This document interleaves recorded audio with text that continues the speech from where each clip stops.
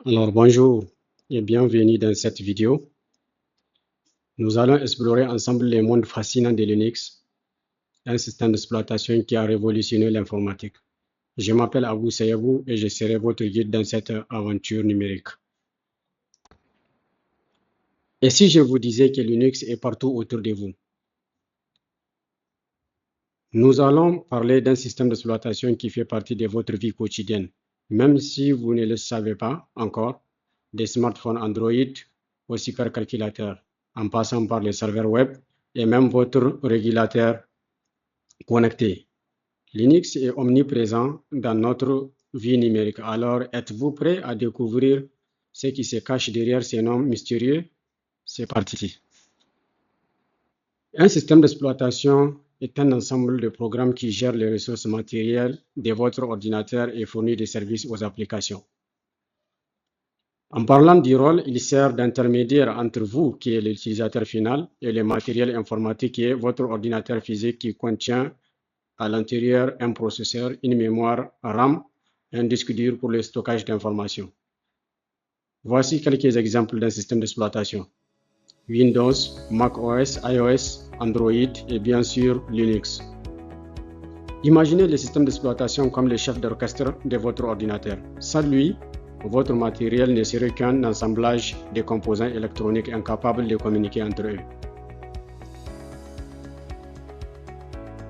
L'histoire de Linux. Voici en fait la phrase qui a lancé tout, qui a tout changé concernant Linux. J'ai fait ce projet juste pour m'amuser, ça ne sera jamais grand et professionnel comme je n'ai. C'est la parole de Linus Torvalds en 1991. Qui aurait pensé que ces messages postés par un étudiant finlandais de 21 ans sur un forum internet donnerait naissance à un des projets informatiques les plus influents de tous les temps? En développant son propre noyau de système d'exploitation, Linus cherchait simplement à créer un outil qui lui permettrait d'utiliser pleinement son nouvel ordinateur. Il était loin d'imaginer l'impact mondial que son projet aurait quelques décennies plus tard. L'open source, le cœur de Linux. Alors, l'open source, qu'est-ce que c'est exactement? C'est comme une recette de cuisine que tout le monde peut consulter, améliorer et partager. Linux est construit sur ces principes fondamentaux. Son code source est accessible à tous. N'importe qui peut l'étudier, le modifier, le redistribuer. Cette liberté qui a permis à des milliers de développeurs à travers le monde de contribuer à son amélioration. Imaginez un projet où des ingénieurs de Google, IBM, Red Hat et des passionnés du monde entier travaillent ensemble. C'est la magie de l'open source qui a fait de Linux ce qu'il est aujourd'hui. Pourquoi utiliser Linux? On peut utiliser Linux à cause de sa sécurité. Architecture robuste, mise à jour rapide des failles, moins de virus grâce à son modèle de permission. Stabilité. Certains serveurs Linux fonctionnent pendant des années sans redémarrage. Performance constante, même sur des matériels anciens. Gratuité. Aucune licence à acheter, aucun abonnement à payer. Économiser tout en ayant accès à des milliers de logiciels gratuits. Voilà pourquoi tant d'entreprises, de gouvernements et d'utilisateurs individuels qui se tournent vers Linux. Il offre un équilibre parfait entre puissance, fiabilité et accessibilité. Une petite comparaison entre Linux et Windows, Mac. Critères. Prix. Au niveau de Linux, on a gratuit. Au niveau de Windows, on a payant. Au niveau de Mac, inclus avec le matériel. Quand vous achetez un Mac, vous avez acheté ce système en même temps. Personnalisation. Vous pouvez personnaliser Linux à 100%, mais au niveau de Windows, la personnalisation est limitée. Et surtout, côté Mac est très limité car ils mettent beaucoup de contrôles, donc ils ont restreint beaucoup de fonctionnalités que vous ne pouvez pas changer. Jeu. En progrès, ça va un peu. Windows est excellent pour le jeu, mais Mac OS est limité. Sécurité très haute, moyenne au niveau de Windows et haute au niveau de Mac OS. Ça veut dire qu'en termes de sécurité, vous pouvez classer Linux en premier et Mac OS en deuxième. Compatibilité matérielle, elle est très bonne. Elle est bonne au niveau de Linux. Et au niveau de Windows, excellente parce qu'ils ont tout intégré. En fait, il n'y a pas de choses à gérer. Là, au niveau de Linux, c'est à vous d'intégrer certains matériels qui ne sont pas pris en charge par défaut. Au niveau des Mac, c'est limité. Alors, Quel système vous convient le mieux? Tout dépend de vos besoins. Si vous êtes un gamer invétéré, Windows reste probablement votre meilleur choix. Si vous aimez l'écosystème Apple, macOS est parfait, mais si vous cherchez liberté, sécurité et contrôle total sur votre machine, Linux vous tend les bras. Les distributions Linux. Contrairement à Windows ou Mac, Linux existe de différentes. Serveur appelé distribution, serveur appelé distribution, mais qu'est-ce que cela signifie concrètement? Une distribution Linux, c'est comme un restaurant qui propose sa propre version d'un plat classique. Le cœur reste le même, les noyaux Linux, mais chaque distribution ajoute ses propres ingrédients, interface graphique, logiciel préinstallé, outils de configuration. Il existe des centaines de distributions, chacune avec sa philosophie et son public cible. C'est cette diversité qui fait la richesse de l'écosystème Linux. Les distributions Linux pour débutants. Si vous êtes débutant, je vous propose ces trois distributions. La première distribution est Ubuntu. La plus populaire pour les débutants, interface conviviale, grande communauté, documentation abondante. Il y a Linux Mint aussi qui ressemble un peu à Ubuntu, mais quand même avec une interface très proche de Windows. Et si vous êtes un utilisateur de Windows, vous pouvez utiliser Zorin OS qui a un design élégant, inspiré de Windows, parfait pour la transition depuis Windows 10 ou 11. Donc si vous êtes sur Windows 10 ou 11 et que vous voulez revenir au niveau de Linux, je vous propose soit Linux Mint ou bien Zorin OS ou même Ubuntu. Et quand même, Ubuntu est plus un peu utilisé par rapport à ces trois-là, par rapport à ces deux-là. Ces distributions sont parfaites pour vos premiers pas dans le monde Linux. Elles s'installent facilement, détectent automatiquement votre matériel et incluent tous les logiciels dont vous avez besoin au quotidien. Distribution pour experts. Maintenant, lorsque vous sentez que vous avez un niveau avancé, il faut essayer d'explorer des distributions comme Arch Linux, qui a une philosophie do it yourself, installation manuelle, personnalisation totale, documentation exceptionnelle. Pour ceux qui veulent comprendre chaque rouage de leur système. Il y a Gentoo, compilation à la source, optimisation poussée pour votre matériel pour les perfectionnistes et ceux qui cherchent des performances maximales. Il y a Kali Linux, spécialisé dans la cybersécurité et les tests d'intrusion, inclut de centaines d'outils préinstallés pour les professionnels de la sécurité informatique. Ces distributions ne sont pas recommandées pour les débutants. Elles demandent des connaissances techniques avancées, mais offrent en contrepartie une flexibilité et une personnalisation inégalée. Considérez-les comme votre objectif à long terme dans votre voyage Linux. L'interface graphique, GUI, Graphical User Interface.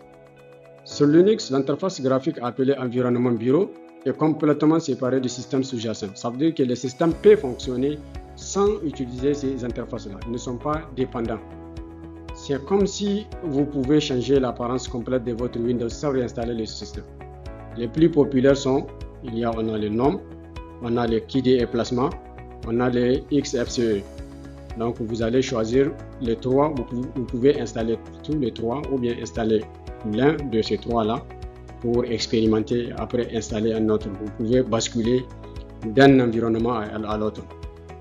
Et le meilleur dans tout ça, vous pouvez en installer plusieurs et changer selon votre humeur du jour. Le terminal maintenant. Si l'interface graphique est comme conduire une voiture automatique, le terminal est comme piloter une Formule 1. Plus technique mais infiniment plus puissant. Le terminal permet d'exécuter des commandes textuelles qui peuvent accomplir presque n'importe quelle tâche sur votre système. Voici quelques exemples. Si vous faites la commande ls, vous faites la commande ls-a. Si vous faites la commande ls-a, elle va vous donner la liste de tous les fichiers. Si vous faites mkdir, elle va vous créer un répertoire. Et si vous faites... Donc ici, nous allons voir cas d'utilisation de machines. Par exemple, de Linux. Ici, lorsque vous voulez utiliser Linux comme étant système d'exploitation desktop, c'est-à-dire vous voulez utiliser ça dans votre quotidien, sur votre machine de travail, il y a déjà quelque chose qu'on appelle bureautique, donc LibreOffice, une alternative complète à Microsoft Office. Vous n'avez pas besoin de payer. Si vous travaillez avec Photoshop, il y a un logiciel qui s'appelle GIMP. Il a pratiquement les mêmes fonctionnalités. Et si vous voulez un équivalent de Outlook, vous avez Thunderbird. qui peut gérer gratuitement votre messagerie. Multimédia. VLC, déjà, il est disponible. Spotify, Netflix, YouTube, tout fonctionne parfaitement sur Linux. Candy Live, Audacity pour l'édition des vidéos. Donc, vous avez tous ces outils-là, déjà disponibles au niveau de votre OS. Développement. L'environnement idéal pour les programmeurs VS Code, Docker, tous les langages de programmation nativement supportés. Contrairement aux idées reçues, Linux n'est plus réservé aux geeks et aux experts. Les distributions modernes offrent une expérience utilisateur fluide et intuitive, avec des milliers d'applications disponibles en quelques clics. Pour la plupart des usagers quotidiens, Linux est désormais une alternative viable à Windows ou Mac OS. Maintenant, pour installer ces systèmes d'exploitation, on a 3 méthodes. Première méthode, on peut l'installer en jailboot. Qu'est-ce qu'on appelle jailboot? Ça veut dire que sur votre machine Windows ou bien Mac OS, vous avez déjà un système qui n'est pas Linux. Maintenant, vous voulez cohabiter votre système Linux en même temps avec le système existant. Donc, c'est en ce temps-là qu'on parle de jailboot. Pour cela, vous allez partir au niveau de ubuntu.com/download/server, télécharger la version que vous voulez installer.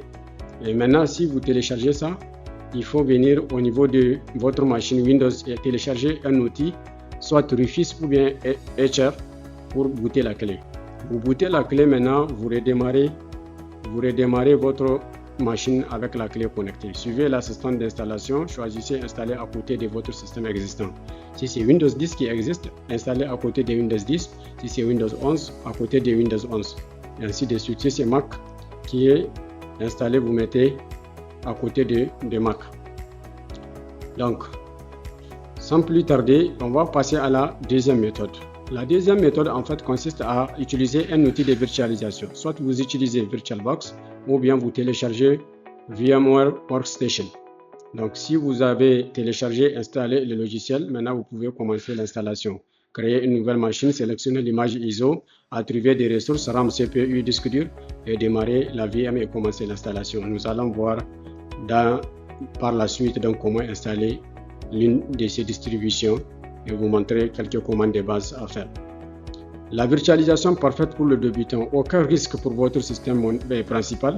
En fait, l'avantage d'utiliser VirtualBox ou VMware, ça ne touche pas votre système d'exploitation hôte, donc celui de votre machine. Maintenant, il y a une troisième méthode qui consiste à écraser complètement Windows. Donc ça, je ne sais pas si au début vous êtes capable quand même de le faire. Ça, c'est un niveau un peu avancé. Quand vous arrivez à gérer avec ces deux méthodes-là, il y a une troisième méthode qui consiste à écraser complètement les Windows et émettre votre système Linux. Comme ça, vous allez travailler avec le Linux comme système principal. Essayez sans installer. Vous avez aussi la possibilité d'essayer le système sans installer. Donc, en mettant la clé en démarrant en live ISB. Donc, ça vous permet de démarrer le système sur la clé et de faire quelques commandes. Ensuite, vous pouvez enlever la clé sans affecter donc les modifications effectuées sans qu'il aura à modifier votre système principal. Comment ça marche? Linux démarre directement depuis la clé, utilisant la RAM comme stockage temporaire. Rien n'est écrit sur votre disque dur. Ça veut dire que c'est vraiment plus sécurisé pour un début. Le temps de voir est-ce que vous êtes prêt à installer Linux ou pas. Avantage, tester la compatibilité avec votre matériel, explorer l'interface et essayer les applications incluses. Tout cela sans engagement. Ça veut dire que vous n'avez même pas installé, mais vous avez cette possibilité. Mais il y a une limitation. Performance réduite. Donc paramètres non sauvegardés après le démarrage, espace limité pour installer de nouveaux logiciels. Donc c'est vraiment déconseillé à long terme. C'est juste le premier jour, le premier contact que vous devrez installer cela et pour tester.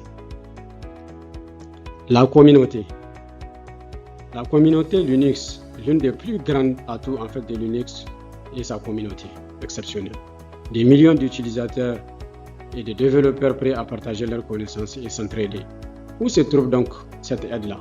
Il faut aller dans les forums, comme par exemple le forum de Ubuntu, forum Arch Linux, forum Kali Linux. Ensuite, c'est comme ça que vous pouvez faire pour aller rencontrer d'autres personnes qui ont une expérience élevée par rapport à la vôtre et ils vont essayer de vous donner des conseils et des pistes à suivre pour maîtriser ce système d'exploitation Linux qui est vaste, qui est vraiment dans notre vie quotidienne. Vous pouvez aller sur Reddit aussi en faisant des recherches r/Linux for Nobs ou r/Linux Questions.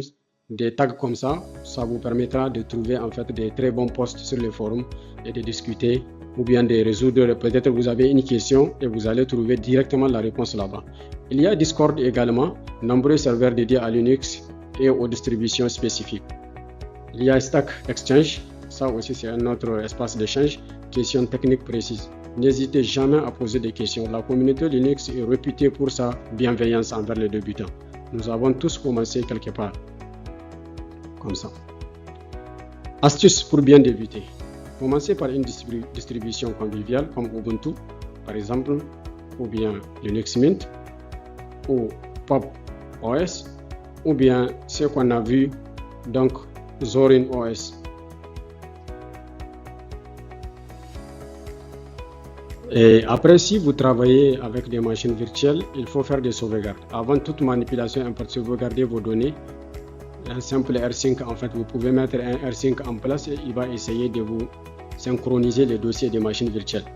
Apprenez quelques commandes de base. Alors, bonjour et bienvenue dans cette vidéo. Aujourd'hui, nous allons voir comment installer un système Linux version serveur et comment faire des commandes de base. Donc, nous allons essayer de parcourir quelques commandes de base, ce qui constitue la suite de notre cours sur Linux. Nous allons commencer directement avec l'installation. Pour installer, nous allons utiliser VMware. Donc, allons chercher VMware, elle est là. Nous allons utiliser aussi une image que nous avions déjà téléchargée. Si vous ne l'avez pas, vous pouvez aller sur Ubuntu Server. Donc, ubuntu.com/download/server et vous avez le bouton download qui est là. J'ai pris la version 24.04.3 LTS. Donc, vous pouvez choisir n'importe quelle version. Vous n'êtes pas obligé de toujours télécharger la même chose. Donc, moi, j'en ai déjà téléchargé et vous devrez cliquer sur download. Alors, allons maintenant sur Ubuntu. Je vais d'abord créer une nouvelle machine. Celle-là, je vais la supprimer. Pour créer une nouvelle machine, il suffit d'aller juste sur File.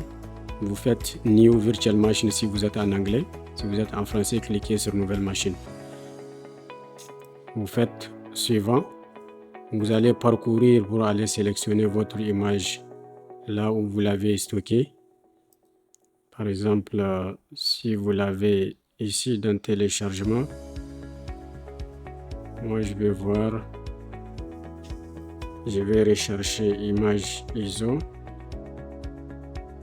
Je ne l'ai pas ici.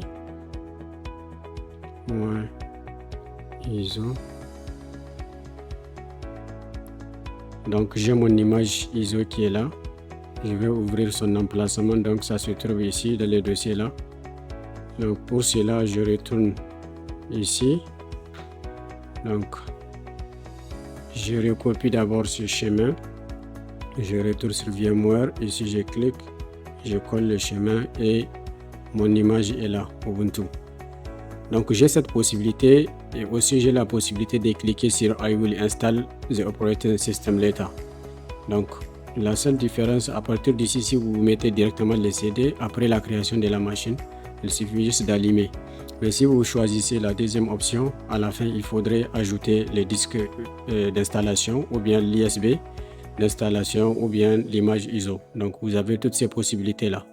Comme nous sommes dans un environnement virtuel, on n'a pas besoin de booter une clé, contrairement à lorsque vous voulez l'installer directement sur une machine physique. Faisons Next et nous allons donner un nom donc à notre machine. On peut l'appeler serveur Ubuntu par exemple. Ubuntu. Donc vous avez la possibilité de choisir là où vous voulez stocker la machine. Pour mon cas, je garde ça toujours dans Virtual Machine /server Ubuntu. Fais Next. Pour ce qui est des disques durs, en fait la machine Linux n'est pas trop gourmande, même 20 Go ça peut aller. Tout dépend de ce que vous voulez faire avec la machine. Si vous voulez l'utiliser pour plusieurs contextes, donc il faudrait augmenter votre disque dur, mais dans mon cas, les 20 Go ça peut gérer, je fais Next. Maintenant, il faut aller dans Customize Hardware, donc personnalisation du hardware. Donc c'est là où vous pouvez augmenter la RAM. Moi je vais augmenter la RAM à 8 Go. Ici je peux changer le processeur, augmenter le processeur. Là, j'ai mon image ISO qui est là, Use ISO Image File qui est là. Et si je souhaite utiliser une clé USB, je peux faire Use Physical Drive. Donc, on n'est pas dans ce cas. Tout est bon. Je fais Close. Après, je fais Finish. Vous verrez que ma machine va démarrer automatiquement. Donc, elle va directement commencer l'installation.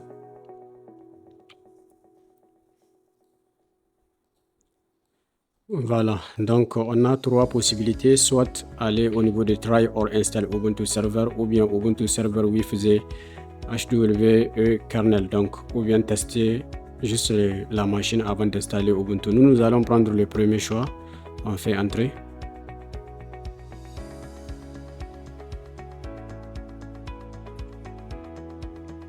Donc au niveau de notre PowerPoint, on voit que voilà, ça c'est juste un peu de théorie. Pourquoi Linux, version populaire, le téléchargement de l'image comme ce que je vous ai montré. Donc il faut aller sur le site officiel, par exemple ubuntu.com/download, et vous allez voir les images disponibles. Téléchargez celui qui vous convient. Après cela, il faut créer une clé USB bootable lorsque vous allez faire l'installation sur une machine physique. Et même si c'est une machine virtuelle, si vous le souhaitez, vous pouvez faire toutefois booter avec Rufus ou bien Balancer. Donc les deux outils là sont utilisés beaucoup plus que certains d'autres, mais vous pouvez encore utiliser d'autres.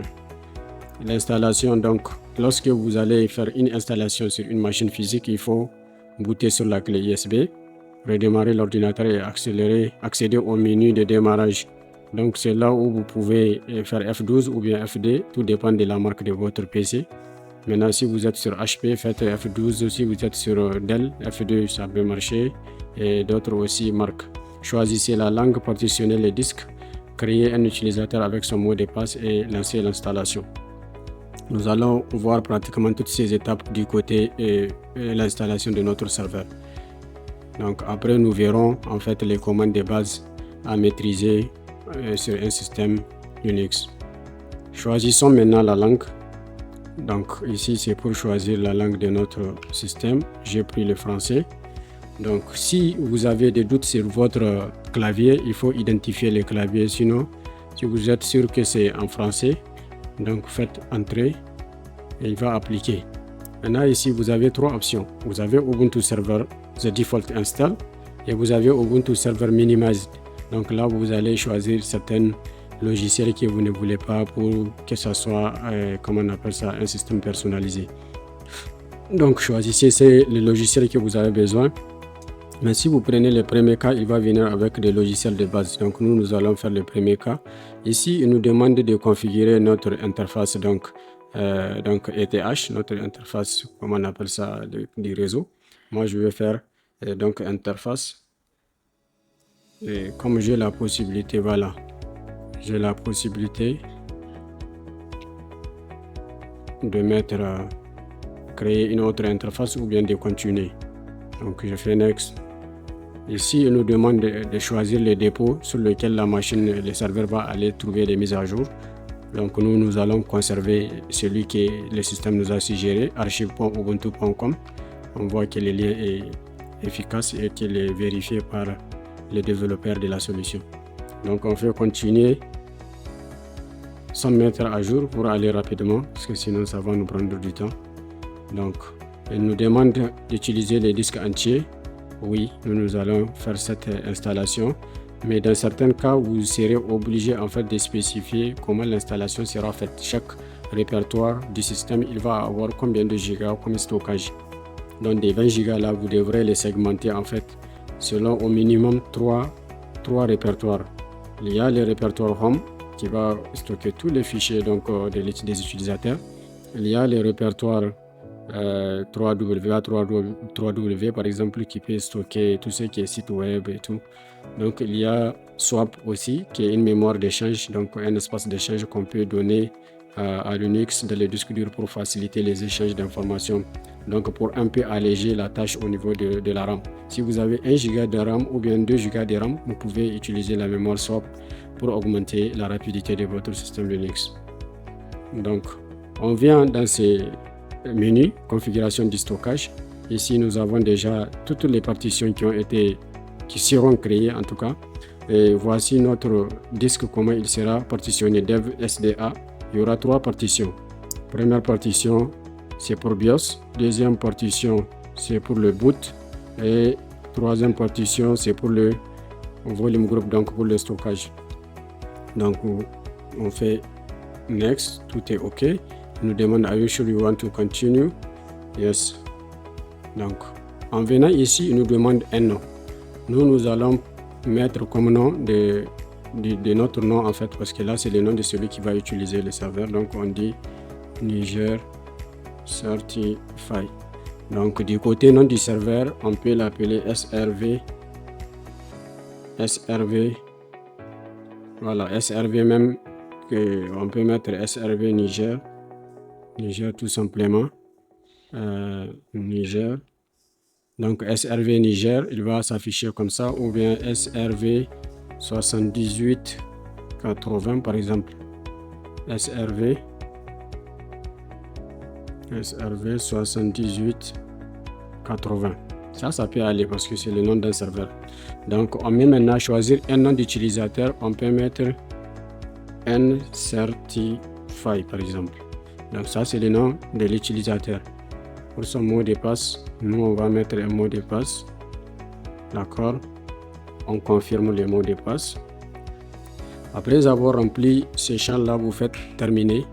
Et ici il va vous demander est-ce que vous voulez aller vers Ubuntu Pro ou bien pas? Non, nous on n'a pas besoin. Donc est-ce que nous voulons intégrer directement SSH pour qu'il installe le serveur SSH? Oui, on a besoin de ça et on fait entrer. Donc on patiente un peu le temps que le système s'installe. Donc tout dépend de votre machine. Là nous sommes à la fin de notre installation. En haut il écrit installation complète.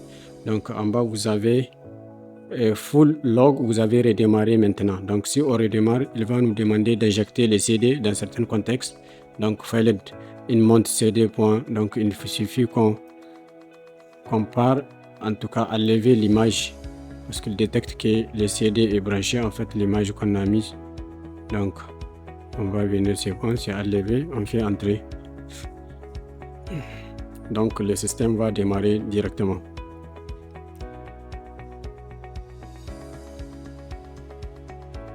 Le temps que le système démarre, on va jeter un coup d'œil. Donc voici la première des choses à faire.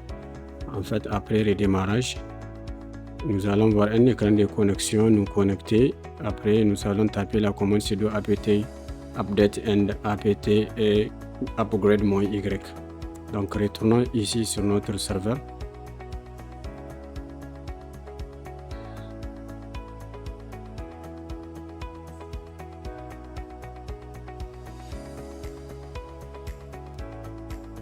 Donc on attend le démarrage du serveur. Ça peut prendre un peu de temps. Tout dépend de votre environnement.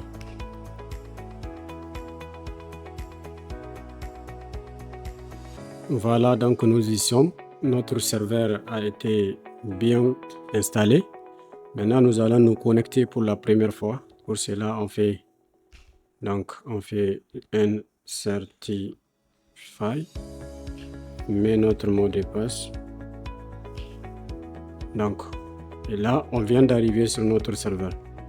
Donc maintenant, ce que nous allons faire la mise à jour et la mise à niveau. Mais avant cela, nous allons configurer le service SSH. Donc, pour voir est-ce que le service SSH fonctionne. Pour cela, on fait service SSH status. Donc, nous allons voir. Donc elle est inactive, mais le service est opérationnel, donc on va faire enable. Donc start, on va faire start. Donc on regarde encore les statuts pour voir, et actuellement on a les services running, donc là le service est démarré. En fait, c'est quoi l'avantage? L'avantage que nous pouvons accéder à distance. If config, bon, on fait IP adresse pour voir notre adresse IP du serveur. Les réseaux n'a pas encore donné une adresse IP. Nous allons faire DH client on dit. Donc il nous dit que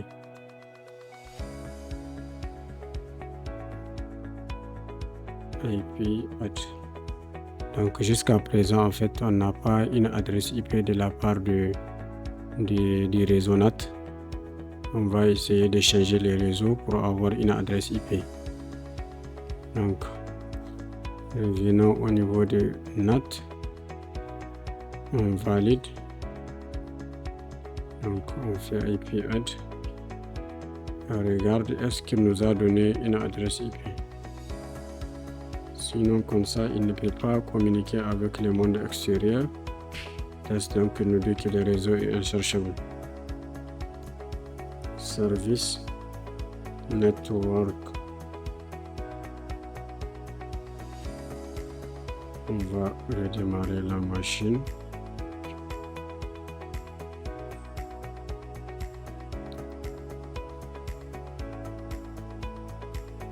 Donc c'est ce client là que nous allons utiliser une fois reçu l'adresse IP de la part du serveur de HCP. On va venir ici regarder notre NAT dans File Virtual Network Editor.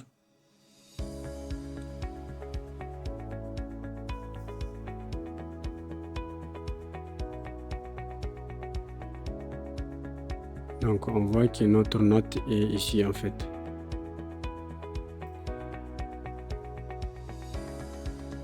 Notre NAT est sur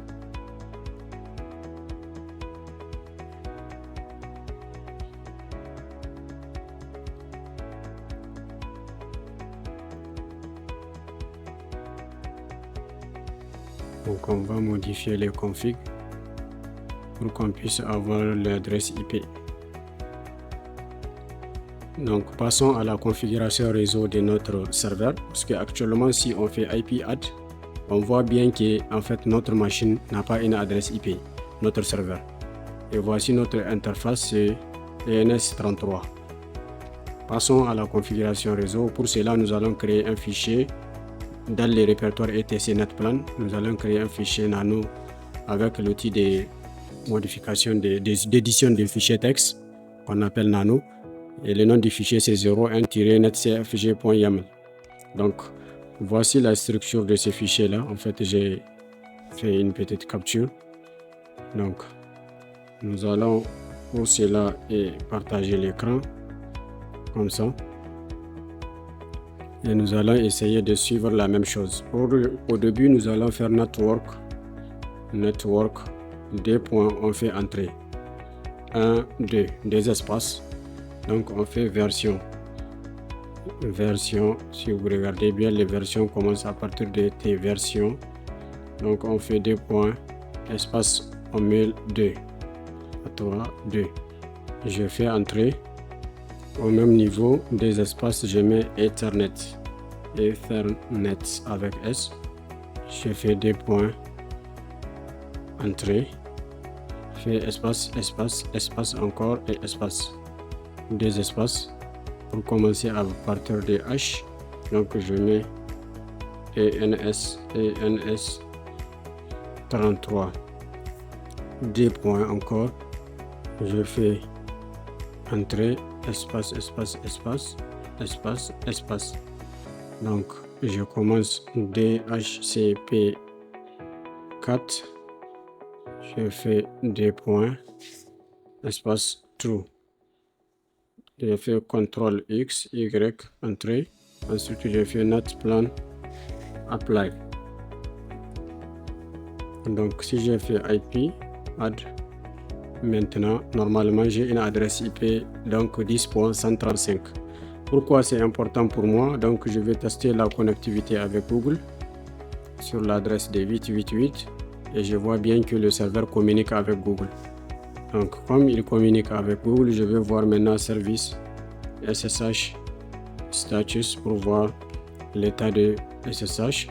J'ai fait système CTL enable SSH. D'accord? Donc, je vois qu'il a démarré ça. Je vais faire start, l'activation. Après, maintenant, start. Maintenant, je fais status Et là, je vois que tout est correct. Et il écoute sur le port 22. Donc, j'ai l'adresse IP du routeur, et pas du routeur, du serveur. Et aussi, j'ai le nom d'utilisateur, son mot de passe. J'ai démarré le service SSH. Comme c'est un serveur, nous allons partir sur un outil d'administration et essayer de démarrer directement le serveur, gérer les serveurs depuis donc un outil d'administration comme PuTTY par exemple. Le PuTTY est là, je mets l'adresse IP du serveur 192.168.10.135. Là, je mets les ports 22, c'est bon, c'est OK. Les ports 80 et les ports 22, c'est bon, c'est OK. Donc, j'ouvre comme ça. Il va me dire d'accepter. J'accepte. Donc, je vais mettre le nom d'utilisateur qui est nCertify. Certify. Je fais entrer. Le mot de passe, je l'ai défini à...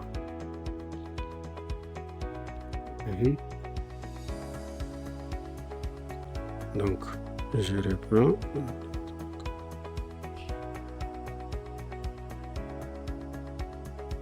Le mot de passe n'est pas...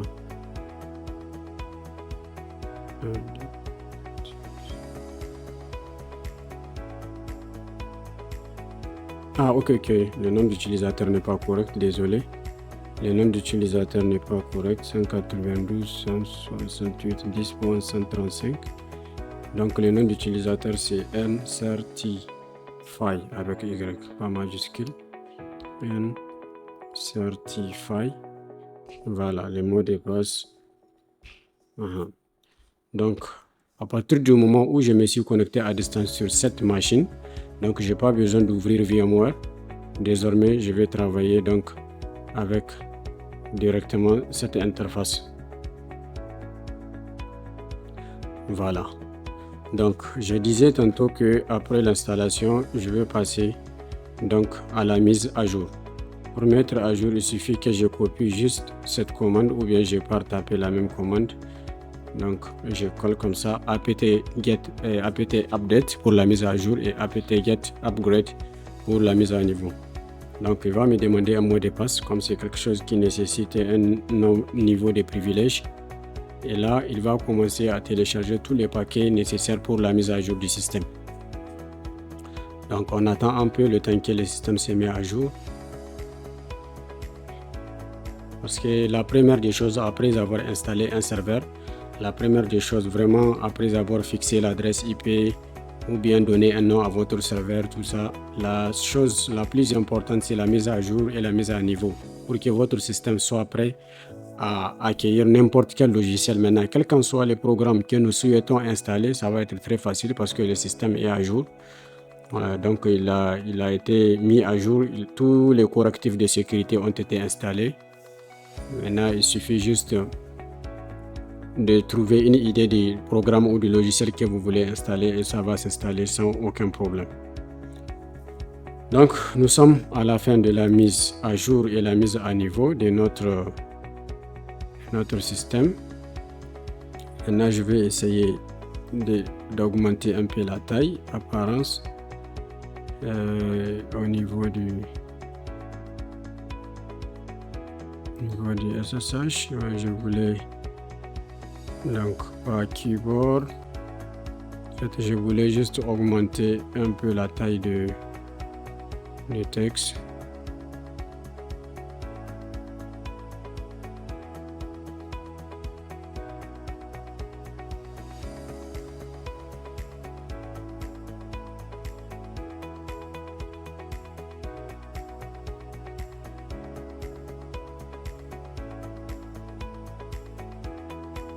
C'est pas grave.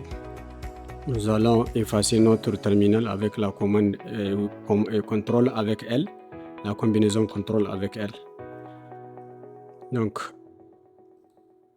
caractéristiques, donc l'interface à ligne de commande, contrôle direct des systèmes sans interface graphique, puissance, exécution efficace des tâches, commande égale instruction au système. Donc, une commande est juste une instruction donnée au système et qu'il puisse interpréter et exécuter cette instruction-là pour vous retourner un résultat. Nous allons commencer maintenant avec la navigation dans le système. Pour cela, nous allons voir ces trois commandes. commandes pwd, ls et cd. Donc pwd, justement, qu'est-ce qu'elle fait? Elle nous affiche en fait là où nous sommes. En faisant pwd, on saura que nous sommes dans /home and certify qui est le nom de notre utilisateur. Maintenant, pour se déplacer, on peut faire aussi ls pour voir le contenu de là où nous sommes. Il n'y a rien du tout, c'est pourquoi nous avons aucun résultat retourné. Maintenant, on peut faire cd par exemple cd, je sais pas dans quel serveur, dans quel répertoire, on peut aller cd var par exemple. Là, si on fait pwd, nous sommes dans /var.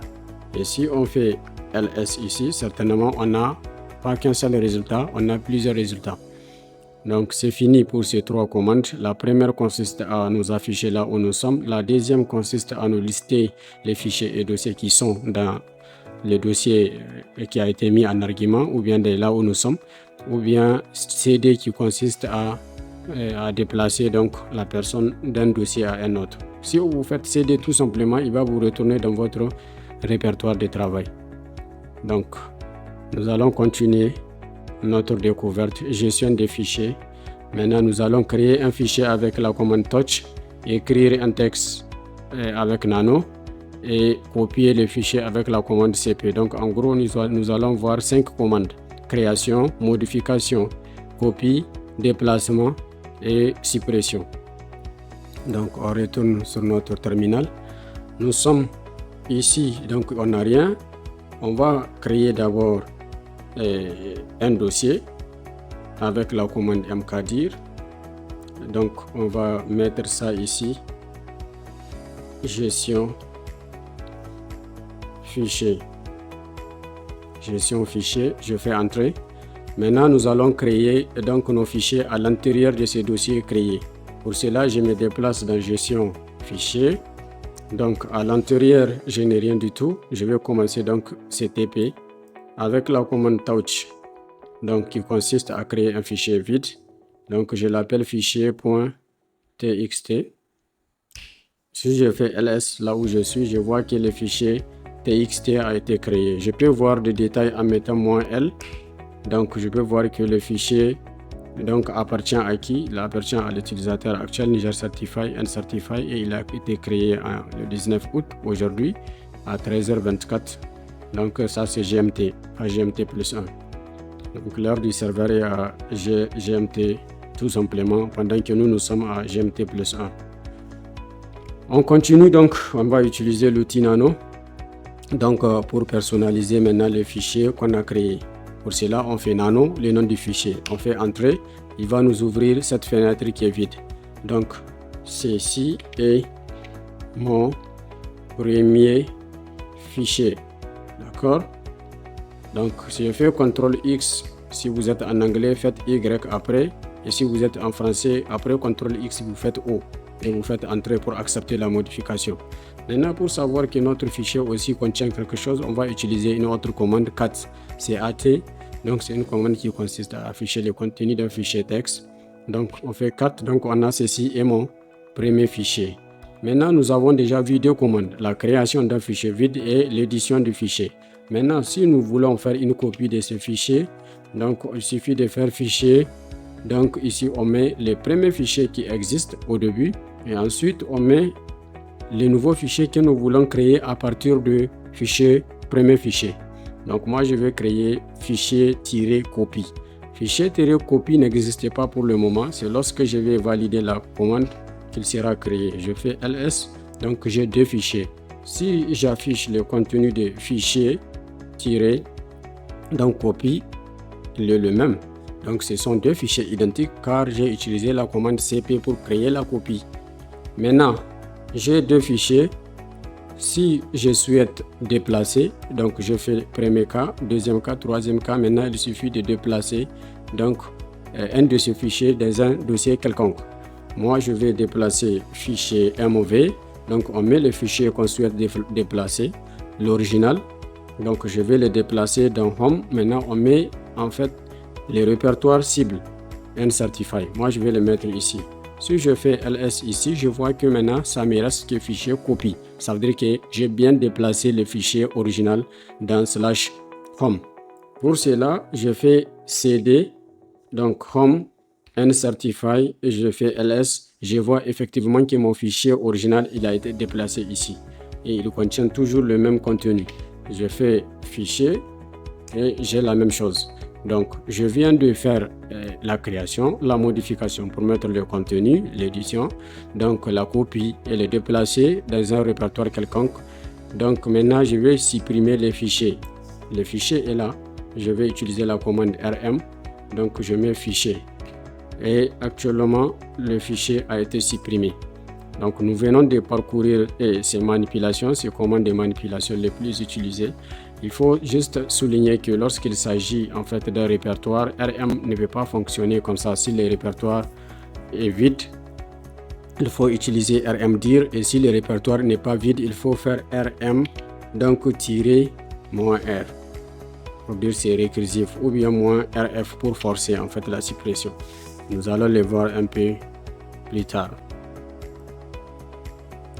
Donc gestion des dossiers, nous allons faire pareil pour la gestion des dossiers. J'ai un peu anticipé donc la gestion des dossiers.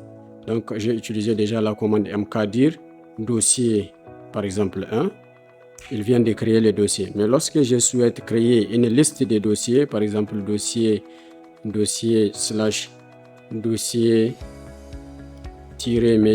médical, par exemple slash aussi, par exemple Abou, d'accord, il va me renvoyer une erreur. mkdir cannot create directory no such file or directory. En fait ici on ne peut pas créer une arborescence avec la commande juste mkdir, il faut utiliser avec l'option -p. Je rappelle la commande, j'ajoute juste -p et par la magie maintenant je viens d'avoir mon arborescence créée. Pour afficher donc la liste de cette arborescence, je fais dossier slash médical, donc à l'intérieur de médical j'ai Abou. Donc je peux faire comme ça. Donc on voit bien que les dossier médical et Abou ont été créés. Donc il y a 3 dossiers inclus l'un dans l'autre qui ont été créés à travers juste une seule commande. Maintenant rmdir, vous allez voir la différence entre rmdir en fait elle supprime seulement les dossiers vides. rmdir, je vais vous faire la pratique. rmdir dossier par exemple slash machin Abou, je supprime. Comme ils sont vides, donc il a tout supprimé. Maintenant je vais recréer le même dossier, d'accord, et je vais injecter, je vais essayer de supprimer ici, donc rmdir par exemple, je vais essayer de supprimer ça. Il va me dire que directory not empty, parce que tout à l'heure c'est lorsque j'ai effacé tout, mais maintenant je vais effacer dossier médical uniquement. Donc il va me dire qu'à cause du sous-répertoire Abou qui est là, il ne va pas accepter la suppression. Donc maintenant ce qui me reste à faire, donc on continue notre gestion des dossiers, du répertoire. Maintenant pour la suppression d'un dossier qui n'est pas vide, il faut utiliser la commande rm accompagné de -r. Donc comme ça il a complètement supprimé en fait le dossier.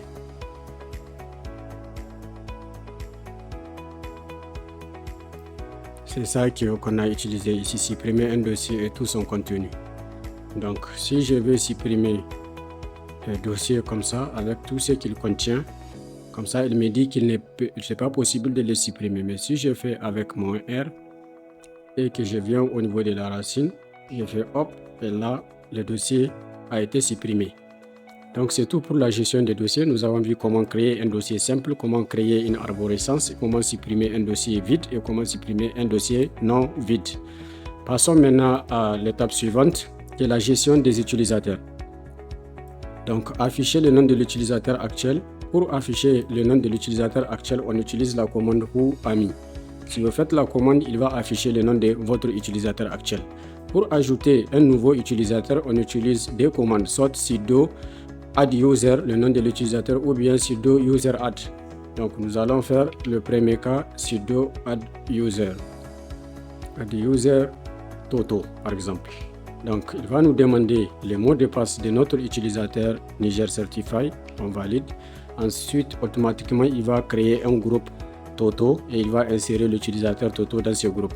Il demande maintenant de définir le mot de passe pour Toto. Je donne le mot de passe.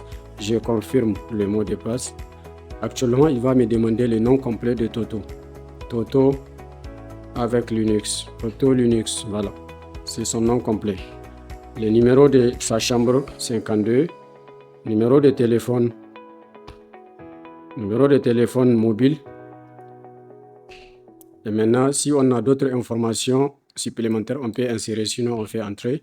Il nous demande est-ce que les informations sont correctes. Je dis oui. Donc yes. Pour le moment, donc, Toto a été créé et dans le groupe user. Il a été ajouté dans le groupe user. Maintenant, pour changer le mot de passe d'un utilisateur, on utilise sudo maintenant password. Désolé. Le nom de l'utilisateur qu'on veut changer son mot de passe. Moi, je vais changer pour Toto. Je fais entrer new. Je dis voici son nouveau mot de passe. Je confirme son mot de passe. Donc, il dit password updated successful. Donc, nous avons vu comment afficher l'utilisateur actuel, comment créer un utilisateur, comment changer les mots de passe d'un utilisateur. Nous allons voir maintenant comment supprimer un utilisateur. Mais avant ça, nous allons nous connecter avec notre nouveau utilisateur. Pour cela, on fait SU, le nom de l'utilisateur. On fait entrer. On va nous demander les mots de passe. Donc, on fait 1, 2, 3, 4. On valide. Actuellement, si je fais la commande who ami, on va me dire que je suis Toto. Je fais CD, je fais PWD, donc je suis dans mon dossier de travail qui est home/Toto. Maintenant, je vais me déconnecter de Toto. Pour cela, je fais la commande exit. Je suis revenu à mon utilisateur Niger Certify. Maintenant, ce qui me reste à faire, c'est de supprimer l'utilisateur que je viens de créer, del user. Donc, del user, je mets son nom Toto. Je fais entrer. Donc, je viens de supprimer complètement l'utilisateur. Donc, voici quelques commandes que vous pouvez faire pour manipuler en fait les utilisateurs. Maintenant, nous allons voir les commandes réseau.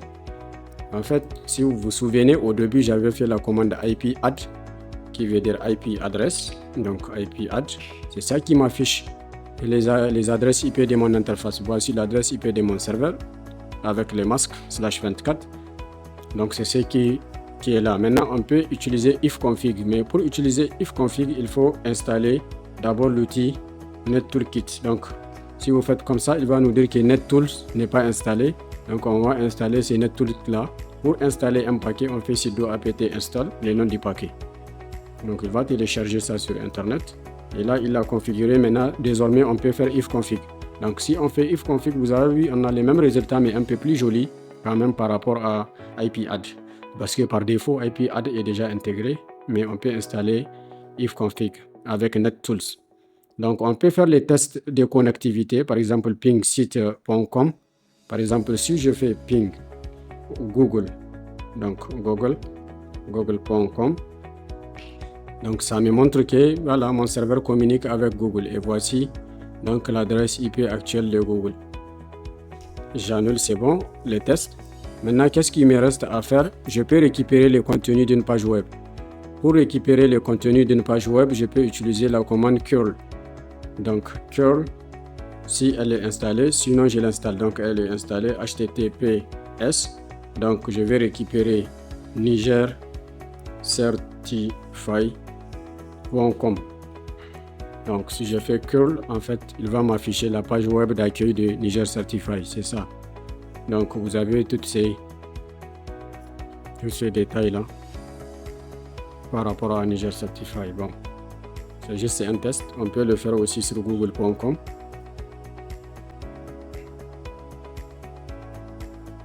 Donc, google.com. Donc, voici ce que j'ai sur Google. Il dit que the document has moved to 3W.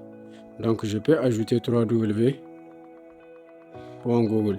Et là, j'ai le résultat. Donc, voici le site donc, de Google. C'est ça qui est affiché comme ça sous forme de JSON. Puis dessous pour vous assurer que vous avez tout ça là correct et machin. Ça, c'est la page donc qui est là. En tout cas, c'est la page de Google qui est là. C'est un peu chiffré, mais on a la barre de recherche quelque part. C'est ça ici, là où on met nos recherches. Donc, c'est tout en fait pour ce qui est des commandes réseau. Maintenant, nous allons passer au niveau de gestion des droits. En fait, gestion des droits, c'est comme par exemple, vous avez des invités chez vous, vous avez une maison. Donc, il faut savoir que les invités ont droit à quoi ou bien ils sont limités par rapport à quoi. Donc, on a ls-l, par exemple, qu'on avait fait depuis le début, qui nous a affiché les droits en fait ici sur les dossiers là. Ça, ce sont des droits sur le dossier. Maintenant, si on veut voir les droits sur le fichier, gestion fichier, donc par exemple sur ce fichier, on sait que le propriétaire a le droit de lire et d'écrire, son groupe aussi, mais les autres n'ont le droit que de lecture. C'est-à-dire, si tu ne fais pas partie de son groupe, tu peux juste lire le fichier, mais tu ne peux pas modifier. Sauf si tu es super utilisateur. Donc, c'est hmod 77, ça signifie quoi? Le 7 que vous avez, ça veut dire que le propriétaire du fichier a tous les droits. Les 5 que vous avez, ça veut dire que la personne qui est dans le groupe du propriétaire, elle a accès à la lecture et à la modification même. Maintenant, les derniers 5 aussi pareil pour les autres. Donc les autres aussi ont le droit de modifier ces fichiers-là. Donc c'est ce que ça veut dire. Maintenant, les chon, ça change complètement le propriétaire du fichier. Par exemple, ce fichier, si on essaie de voir, ça appartient à qui? Ça appartient à Niger Certify. Il est là. Maintenant, nous allons changer son propriétaire avec la commande chon. Donc chon, on fait donc l'utilisateur. Ici, on va dire root. D'accord? Et après, on va mettre le nom du fichier. Le fichier se trouve sur cette arborescence, donc on code ça. On fait entrer. Maintenant, essayons de revoir les droits, les propriétaires de ce fichier maintenant. Vous avez vu tout à l'heure, c'était Niger Certify. Maintenant, c'est l'utilisateur root qui est le propriétaire de ce fichier. Donc, on peut revenir. On change maintenant un Certify. On fait entrer. Et on revient pour voir les propriétaires et désormais c'est Niger Certify. Si vous faites chmod, par exemple, on souhaite interdire tout le monde d'accéder à ces fichiers sauf le propriétaire. Donc pour cela, on va faire chmod 770. D'accord? Si on fait 770, on colle en fait le chemin du fichier et gestion fichier / fichier copie. Donc en faisant ça, si je retourne avec ls, vous voyez le propriétaire du fichier a tous les droits RWX. Donc, mais par contre, son groupe n'a aucun droit et les autres aussi n'ont aucun droit sur le fichier. Donc, je vais revenir pour changer ça. Je mets RW pour tout le monde parce que le R est égal à 4 en fait, pour que vous compreniez bien. Bien, le R est égal à chiffre 4 et le W égale à 2 et le W égale à 2 et le X égale à 1. 2 le X égale à 1. C'est ce qui fait que en fait si vous avez RW, donc vous avez 6. Si vous avez RX, ça veut dire que vous avez 6 et vous avez 5. Donc vous pouvez définir ça sous format numérique. Par exemple, je vais retourner pour faire chmod. chmod 7 et 0, 0. Maintenant, je vais faire 7 et 5, 5. Donc après avoir fait cela, je vais constater que j'ai RWX qui est le 7. Les 5 là c'est XR. D'accord. Et ici j'ai mis X tout simplement. Voilà, RX deux fois. Donc R et X, j'avais dit que c'est ça qui est équivalent de 5. Maintenant RWX c'est 7. Comme W c'est 2. Je pense que c'est clair sur ces points-là. J'espère que vous pouvez gérer maintenant. Je peux vous l'ajouter ici pour que ça soit clair. Donc, R égale à 4, un chiffre. W égale à 2. Et X est égal à 1. Ce qui donne le total en fait de tous les droits, c'est ça qui nous donne 7. Si Donc, au niveau du bloc des propriétaires des fichiers, on a 7, ça veut dire que le propriétaire a tous les droits. Si au niveau de son groupe aussi, on a 7, ça veut dire que le groupe de ces utilisateurs-là ont tous les droits. Si on a un troisième 7, ça veut dire que tout celui qui a accès à ces fichiers-là a tous les droits sur les fichiers. Donc, on continue. Nous allons voir maintenant quelques commandes en fait dans la gestion des processus. Maintenant, pour gérer les processus, on peut faire PS, PSAUX. Donc, il va nous afficher en fait tous les processus lancés avec les utilisateurs concernés, voir tous les processus en cours d'exécution. Si nous voulons surveiller en temps réel, donc on peut faire top, donc espace task 120 total. Donc, pour cela, on fait une autre commande top. Donc, et on constate, vous avez vu, lui c'est en temps réel en fait, il ne s'arrête pas tant que vous ne faites pas CTRL-C pour quitter le terminal. Maintenant, si vous voulez tuer un processus, il faut juste identifier son ID, par exemple ici avec la commande PS qui fait une capture donc en temps réel des processus. Vous avez vu ici, vous avez PID. Donc PID là c'est le processus, l'ID du processus. Ça veut dire que si vous voulez le tuer et arrêter le processus, vous faites la commande kill -9 et vous mettez le nom du PID, bon pas le nom, quand même PID, process ID. Et dès que vous faites entrer, il va supprimer donc les processus en cours, il va l'arrêter. Surtout en quelque sorte ici, comme on n'a pas un processus qu'on peut arrêter sans danger. Donc, je vais maintenant passer au niveau de la gestion des paquets. En fait, au niveau de Linux Debian, qui est Ubuntu, qui est une variante donc de la famille Debian, ils utilisent en fait apt pour installer des paquets ou bien supprimer ou manipuler des paquets. Tandis qu'au niveau de CentOS ou bien Red Hat, on utilise donc sudo yum install. Si vous voulez installer un programme avec Linux en utilisant Debian, noyau Debian, vous allez toujours utiliser sudo apt install ou bien sudo apt get install. C'est la même chose. Apt get install et apt install, le nom du fichier c'est la même chose. Il n'y a aucune différence. Donc voici un exemple pour installer un serveur Apache 2. Donc on peut faire donc cette commande sudo apt, donc je vous ai dit get install, c'est la même chose que install. Donc Apache 2 par exemple. Donc vous avez vu, il va me demander donc de confirmer, je fais yes et là il va aller gérer donc l'installation, c'est automatique. Donc on utilise apt install pour faire une installation automatique. Sinon vous pouvez aller télécharger le fichier manuellement .deb et essayer de l'installer avec dpkg. Maintenant, si c'était un dpkg que vous avez téléchargé, vous faites dpkg-i et maintenant vous allez mettre le logiciel à installer qui est déjà téléchargé en local et vous vous mettez dans les répertoires là où il se trouve. Vous faites cette commande là, il va l'installer.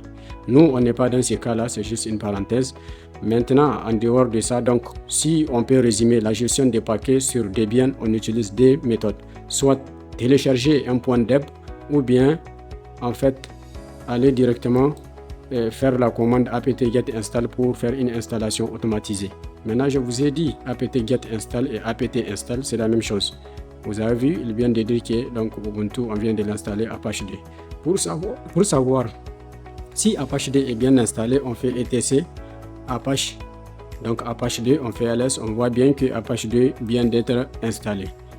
Donc maintenant, on a vu quelques commandes de manipulation de paquets. Si nous voulons supprimer donc les paquets de Apache, on fait sudo, d'accord, apt get, d'accord, on fait purge. Maintenant, on met entre parenthèses Apache entre côtes Apache 2. Donc cela en fait nous permet de désinstaller automatiquement Apache 2 et de supprimer tous les fichiers qui sont en rapport avec Apache 2.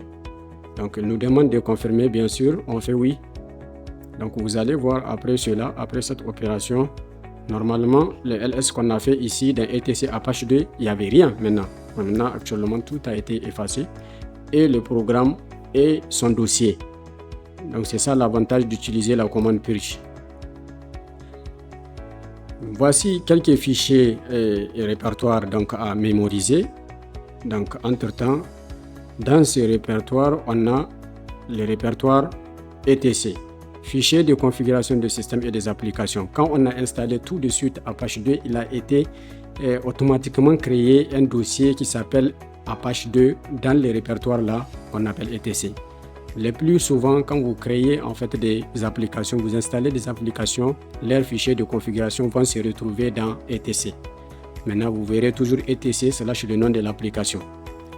Il contient aussi des fstab pour le système des fichiers de montage, etc password qui stocke donc les informations sur les utilisateurs et etc host qui contient les informations sur les différents noms de domaines et adresses IP en fait qui ont été renseignées au niveau de votre serveur. Dossier personnel des utilisateurs, c'est ça ici. Je vous ai dit pwd/home. /home, donc même si vous créez 1000 utilisateurs, ils vont se retrouver dans /home. Maintenant, ça dépend du nom d'utilisateur, /home utilisateur 1, /home utilisateur 2, mais /home c'est toujours le même, celui qui contient les dossiers personnels de tous les utilisateurs. Chaque utilisateur a son propre répertoire, comme ce que je vous ai dit. Si vous créez un utilisateur qui s'appelle Toto, vous verrez un dossier home/Toto qui sera créé. Si vous créez un utilisateur Titi, vous verrez la même chose. Maintenant, var log, journaux du système et fichier des logs. Donc, si on essaye d'aller dans ce répertoire-là, var log. Donc, var log, vous allez voir les logs de tout ce qui s'est passé en fait. Vous avez les logs des APT, vous avez le log système, vous avez le log journaux, vous avez les readme, vous avez install private. Donc, tous les logs vont se retrouver ici. Maintenant, les /var log, syslog là, c'est ça qui nous permet de faire le dépannage pour savoir à quel moment en fait notre système a eu un problème. Si vous avez eu des problèmes d'authentification ou bien des pirates ont essayé de faire des brute force sur votre serveur, vous pouvez regarder aussi var log off log. Donc, vous pouvez afficher directement off log. Vous faites 4. Donc, il va vous dire à quel moment en fait une authentification a échoué. Mais nous, dans notre cas, on n'a pas ce problème-là. Donc, toutes les commandes effectuées ont été exécutées avec succès. Voici quelques commandes utiles. Vous avez vu au moment de faire la pratique, je faisais souvent CTRL-L. Je vous ai dit c'est pour effacer l'écran. Par exemple, vous avez tout ça là. Dès que vous faites CTRL-L, il efface tout, il vous ramène en fait sur la première ligne. Ou bien vous pouvez utiliser la commande clear, comme vous le voyez ici. Elle fait la même chose que CTRL-L.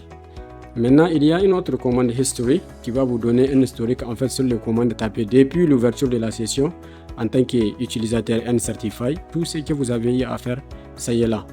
Donc, moi maintenant, qu'est-ce que je veux faire? Je vais rediriger ça. Donc, je vais sortir d'abord des syslog, je vais retourner dans mon répertoire. Maintenant, history là, je vais rediriger ça en faire vers un fichier histoire historique, donc .txt pour vous montrer vraiment à quoi ça ressemble. Donc maintenant, j'ai redirigé le contenu de la commande history dans un fichier texte. Désormais, je peux consulter donc mon fichier avec 4 historiques. Donc vous voyez, il y a 86 commandes qui ont été exécutées, y compris la dernière, elle a été comptabilisée. Donc quand j'avais installé Apache 2, ça y est là. Quand j'ai essayé la deuxième commande, ça y est là. Maintenant, quand j'avais fait la commande de suppression, celle-là, pourquoi c'est important en fait d'exporter l'historique? Des fois, ça peut vous permettre de savoir à quel moment exact vous avez eu le problème, si jamais un problème survient. Maintenant, la commande man, je ne vous ai pas parlé de cette commande. En fait, c'est une commande magique qui vous permet de savoir comment utiliser d'autres commandes sur Linux. Par exemple, je suis connecté pour la première fois avec Linux, je vais savoir comment utiliser la commande ls. Il suffit de faire man ls. Donc, il va me dire ce que ls fait, list information about the file. Donc, il affiche donc le contenu des informations, comment on appelle ça, sur le fichier. Maintenant, oui, le répertoire, je peux aussi utiliser "-a". Vous avez vu, si je fais ls "-a", ça va m'afficher même les fichiers qui sont cachés, les répertoires et les fichiers qui sont cachés. Donc, c'est vraiment une commande magique. Elle peut vous montrer comment utiliser n'importe quelle commande. mkdir, comment utiliser mkdir. Il va me dire, si je fais mkdir -m, set file mode as in chmod, note a égale à rwx, donc c'est les masques. Ça va me permettre vraiment d'ajouter d'autres paramètres. Il y a -p aussi, si on regarde mkdir -p, donc on peut vraiment voir comment utiliser toutes les commandes. Maintenant, je vais mettre touch, par exemple. La commande touch, je ne sais pas comment l'utiliser. Elle va me dire voici comment on l'utilise. Description. Voici comment touch. Donc change file time step. On peut aussi utiliser touch cette fois-ci pour modifier en fait le temps de création ou bien d'accès sur un fichier. Mais la fonction principale, c'est vraiment de créer un fichier vide. Mais après cela, on peut l'utiliser aussi pour modifier la date d'accès d'un fichier. Sécurité de base. Bonne pratique en fait, exécuter des commandes en mode administrateur uniquement quand c'est nécessaire, c'est-à-dire il ne faut pas créer n'importe quel programme avec accès root, parce que si vous faites sudo, vous avez les mêmes privilèges que les root. En fait, il ne faut pas l'utiliser sauf si c'est nécessaire. Par exemple, lorsque vous voulez créer un utilisateur, vous êtes obligé de vraiment utiliser sudo. Si vous voulez supprimer un utilisateur, vous êtes obligé d'utiliser sudo parce que c'est ça qui vous permet d'avoir un privilège élevé et que ça peut confirmer que vous êtes des propriétaires du serveur ou bien de la machine. Il faut faire des mises à jour régulières. Évitez aussi de vous connecter par SSH avec root. Ne jamais utiliser de compte root inutilement en fait. Vous vous connectez seulement quand vraiment vous n'avez pas de choix. Exercice pratique, créer un dossier projet. Nous allons faire l'exercice pour clôturer. Donc mkdir projet. Après on nous a dit donc d'aller dans projet, cd projet, créer combien de fichiers, créer le fichier note.txt, modifier note.txt, donc copier ces fichiers dans sauvegarde. Donc on va test final, fait CTRL X, Y, on enregistre. Troisième étape, copier ces fichiers dans sauvegarde. Nous, on n'a pas un dossier sauvegarde, on va faire mkdir sauvegarde. Donc on fait cp note sauvegarde. Donc on vient de faire une copie dans sauvegarde et on va vérifier les droits sur le fichier donc note et le fichier sauvegarde /note ls-l. D'accord, on a le droit sur le fichier note.txt. Maintenant, si nous voulons consulter le droit sur le fichier sauvegarde note.txt, on a pratiquement les mêmes droits rw. Donc, ceci marque la fin de cette vidéo. Nous vous remercions pour votre attention et n'hésitez pas à poser vos questions dans la section commentaires. Et si vous avez des recommandations, nous serons à votre écoute. Pour cela, merci. N'oublions pas de liker, de partager si ça vous a plu.